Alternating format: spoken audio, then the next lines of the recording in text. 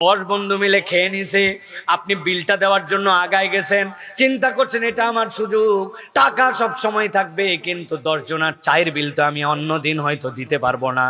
আপনি মনে করছেন আপনার পকেট কমে যাচ্ছে, কিন্তু আল্লাহ বলছেন তোমার জান্নাতের দিকে রাস্তা আগায়া যাচ্ছে।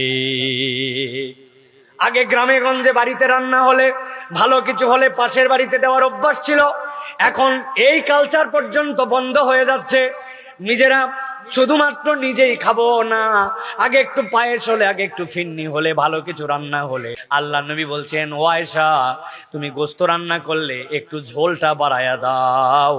তুমি যদি একটা নলাও হয়, যেই নলার মধ্যে আর কোনো গোস্ত নাই, হাড্ডি হাড্ডি, তারপরেও প্রতিবেশীকে দেওয়ার চেষ্টা করো। আল্লাহ নবী বলছেন যে বেশি বেশি সালাম দেয় আর খাওয়ায়, এই খাওয়ানো কেবল মানুষকে নয়, এই খাওয়ানো কেবল মুসলমানকে নয়, এই খাওয়ানো কেবল অভাবীকে নয়, আপনি সুযোগ পেলে আপনি খাওয়ান, প্রাণীকুলকে খাওয়ান। আপনি যখন সুযোগ পাইছেন আপনার সাধ্যের সামর্থ্যের যতটুকু কুলায় ততটুকুই আপনি খাওয়ান।